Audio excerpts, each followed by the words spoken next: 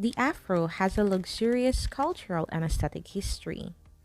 Oftentimes seen as divine, Afro textured hair need not do much to achieve this style.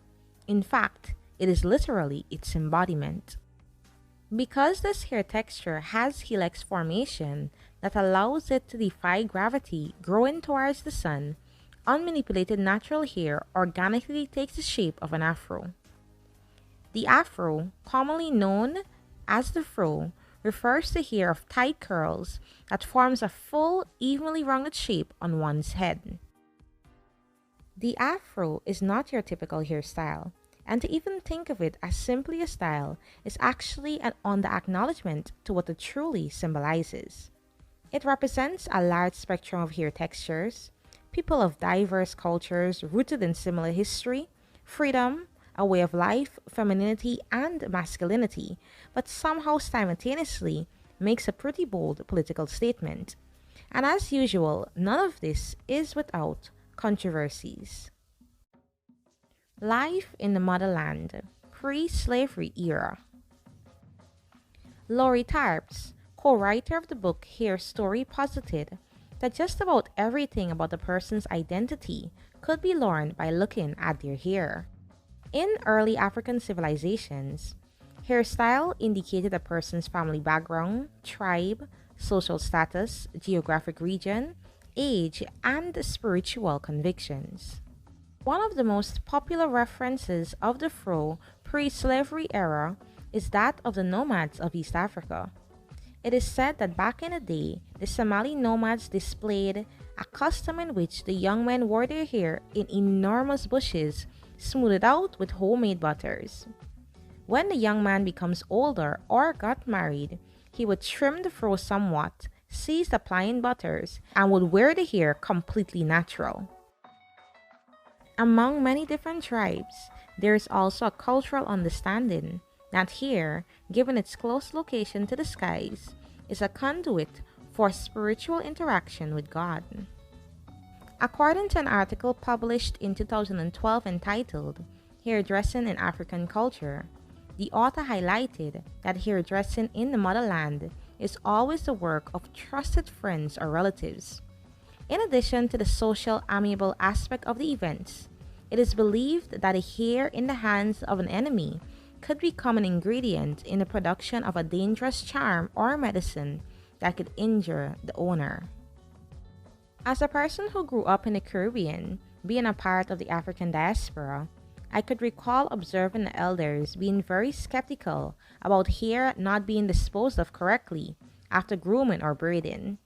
This belief could possibly be the reason for the oral tradition and practice, but that we may never truly know.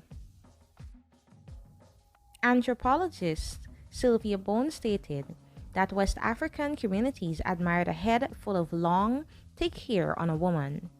It is believed that this demonstrates the life forces, the multiplying power of profusion, prosperity, a green thumb for bountiful farms, and many healthy children.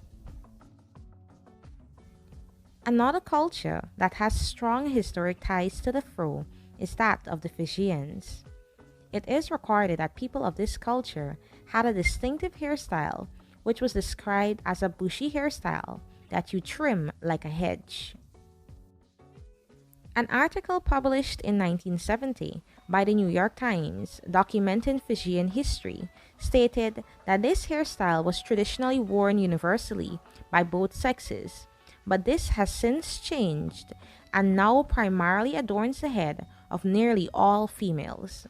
A native stated that achieving a proper puffiness takes careful preparation of the hair with a solution of lime and clay. She also stated that her ancestors utilized wooden combs and for sleeping, a neck supporting rack to maintain the hair overnight. What is very evident is that during this era, the afro was worn with great intention, conviction, and pride. Slavery and the colonization era. The transatlantic slave trade shipped millions from the continent. Following that, the scramble for Africa occurred, leaving the continent colonized. These two significant events within our history caused an astronomical shift in how we perceived ourselves. Our systems of life assimilated by force into that of another man's. What was seen as beautiful was shamed and had to be hidden in order to preserve one's life. The intricate details paid to hair, such as having access and utilizing herbs, oils, hair butters, and other hair care products, were non existent. As such, our ancestors resorted to bacon grease, butter, and kerosene as their moisturizers, conditioners, and shampoos. Out of desperation, they used sheep fleece carding tools to aid in detangling their hair. For almost 400 years, Africans were subjected to abhorrent, dehumanizing conditions, and its effects on every aspect of our lives is still evident today. Many of the horrors experienced are unimaginable, and a lot of the history during this time is still being revealed today.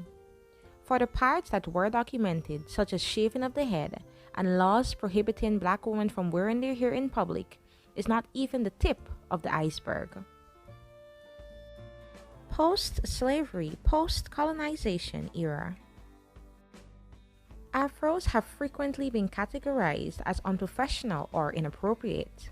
Susanna Walker, in her book Style and Status, relays the story of Annabel Baker, who in 1943 was told by the dean of the institute that it was disrespectful for her to wear an afro while representing the school at a conference, and that she should be ashamed to wear her hair in its natural state. The pressure for black people to tame their hair existed for both men as it did for women. It was popular at this time to chemically process the hair or to use pressing combs to get rid of the kinks, curls, and coils. The afro has its most popular phase in the 60s, but this hairstyle emerged prior. In fact, it is said that a small group of young black female dancers and jazz singers wore unstraightened hair. At this time, the hairstyle they wore had no name, and when noticed by the press, was commonly referred to as wearing their hair close cropped. Wearing their hair unstraightened expressed their feeling of racial pride. Maxine Craig stated in an article titled The History of Black Hair that around the mid-1960s, similarly motivated students who were civil rights activists at Howard and other historically black colleges stopped straightening their hair, had it short, and allowed it to grow without the use of chemicals. Over time, this close cropped style developed into a large rounded shape worn by both sexes. It created a sense of commonality among its wearers who saw this style as a mark of a person who was willing to take a defiant stand against racial injustices. In the late 1960s, the Black is Beautiful movement, the first of its kind, was recorded. This was a call to end the need to culturally assimilate into white society. This movement, along with the civil rights movement, resulted in a literal reconnection with our hair roots, and the Afro represented this shift and embodiment. As the fro increased in popularity, its association with the Black political movement weakened, and so its capacity to communicate the political commitment declined. With the commercialization of the Afro, it was seen represented on Black hair care products, magazines, book covers, and on television.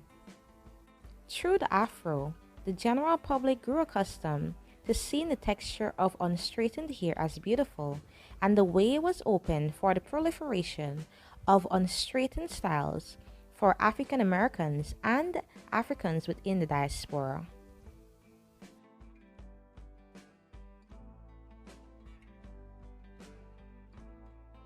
Today, as we contribute to history, let's be sure to wear our fro with intention, pride, conviction, and confidence, knowing just a little glimpse of its history.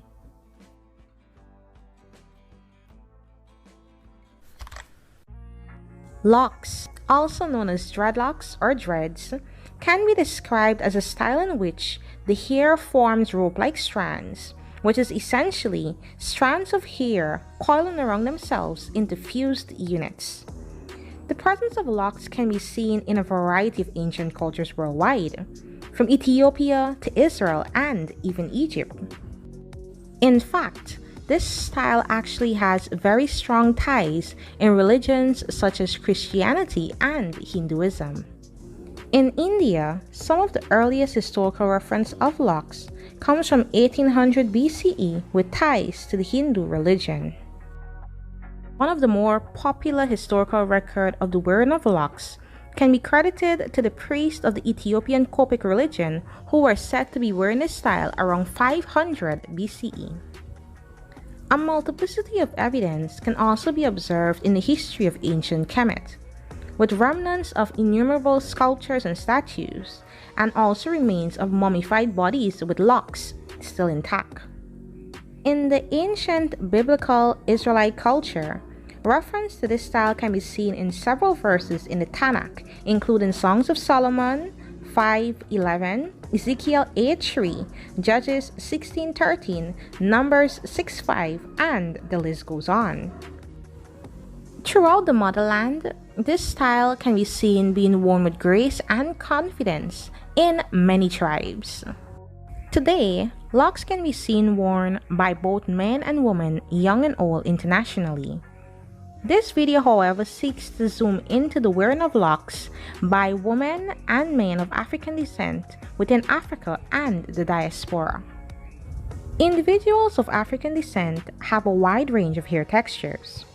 Hair, however, that naturally grows outward in thick curls or coils is usually associated with being black, and as such, textures can be transformed into a variety of styles, one of which includes locks. Discrimination based on hairstyles closely associated with individuals of African descent have been evident and too common throughout our history. In fact, many schools, banks, and other organizations have banned the wearing of certain hairstyles, specifically due to its correlation with the African culture. An article written by Green in 2017 entitled "Splitting Hair" documents that Black people have been subjected to dignitary, psychological, physiological, and financial discrimination based on their hair. There are many examples of this reported, but I'll just highlight a few. According to the Office of the Attorney General in the state of New Jersey Division of Civil Rights, the U.S. Army banned locks, referring to them as matted and unkempt, and in 2017 placed an outright ban on locks and cornrows. Some portions of this policy was revisited after complaints that it was racially biased, and finally in 2017, the Army retracted its prohibition on female soldiers wearing locks altogether. Another example is of an incident that occurred in 2018 when a 6-year-old child was allegedly forced to forego a scholarship at a private school because the school would not permit the wearing of locks, leaning into the stereotype that this hairstyle is unprofessional and unkept. Change is slowly taking place worldwide to eliminate biases connected with the way a Black person chooses to wear their hair. Although this was the atmosphere surrounding those who wore locks, clearly it did not eliminate the style from being practiced and worn proudly. In fact, just as it was in the days of old, some people today wear locks embedded with great spiritual symbolism and conviction. According to an online blog named Dr. Loccd, Eastern and Western spiritualism believes that spiritual energies leave the body through the head and hair, and if the hair is locked, it will keep the energy from exiting the body, which will result in retaining more physical strength and spiritual energy. Interestingly enough, the general concept of this idea has parallels with the story of Samson in the Bible.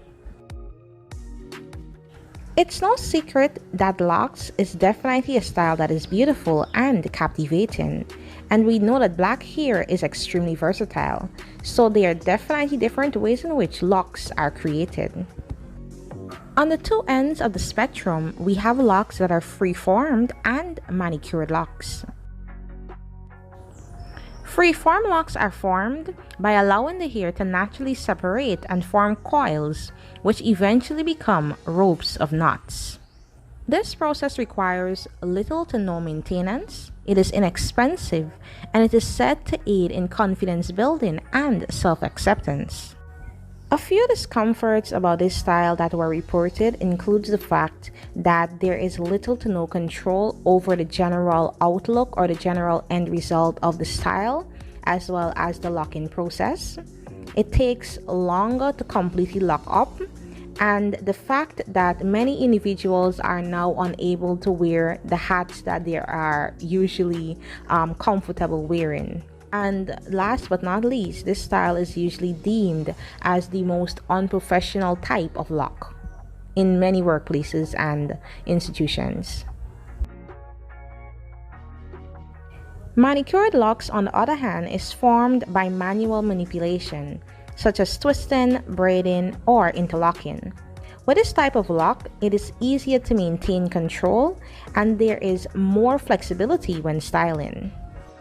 Style, however, also has a few discomforts that were reported, which includes the fact that it requires retwisting, more overall maintenance is necessary, it tends to lead to thinner edges and locks.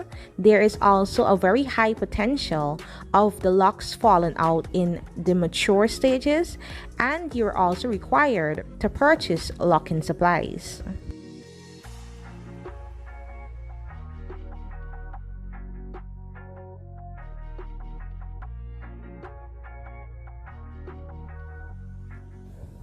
For some individuals, their only knowledge of or association with locks is connected with the Jamaicans, the Rastafarian religion, and reggae music.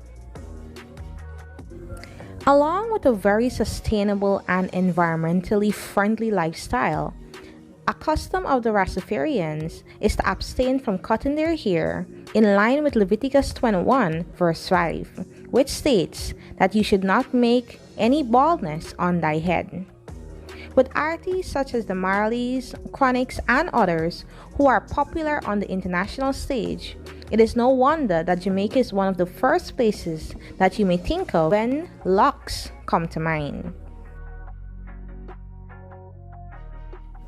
Locks are beautiful, and without a shadow of a doubt, I can say that this style seems like it will remain a staple within the Black community for centuries to come. Tell me what you think down in the comment section below about this video. Do you have locks? Do you like this style? And are you planning to get your hair interlocked? Don't be shy, be sure to share your stories down in the comment section below. And do you know of any other interesting facts that we may have missed in this video?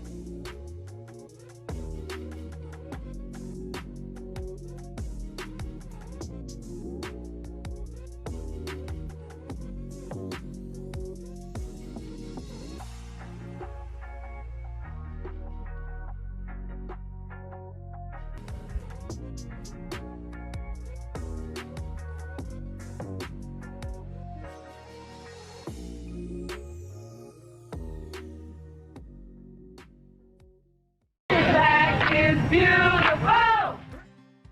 In early African civilizations, hairstyles could indicate a person's family background, tribe, and social status. Just about everything about a person's identity could be learned by looking at their hair. Many people believe that hair, given its close location to the skies, was the conduit for spiritual interaction with God. Then came slavery. A lot of the slaves took their African customs with them, like using their specially designed combs, which were wide teeth combs, because African American hair is very fragile, and out of all of the different types of hair, it's probably the most fragile. And if you were to use a fine tooth comb, then you would probably just rip the hair out and do a lot of damage. So therefore, they included their own personal customs. Now, during the 19th century, slavery was abolished in much of the world. However, many black people felt the pressure to fit in with mainstream white society and adjusted their hair accordingly. Black people felt compelled to smooth their hair and the texture just so they could fit in easier with white society and camouflage in better so that they could get more jobs or better jobs. A lot of the black people over here in America and in England were straightening their hair in the 1930s. The Rastafari theology developed from Jamaica. The ideas came from Marcus Garvey. And this was when the dreadlocks came into play. A lot of the believers were forbidden to cut their hair and instead would twist it into dreadlocks. So the dreadlocks were more like a religious thing. From my interpretation, I'm thinking it was more to do with religion than just a style. It's not really clear where the dreadlocks originated from, but what I can say is that it's an old style.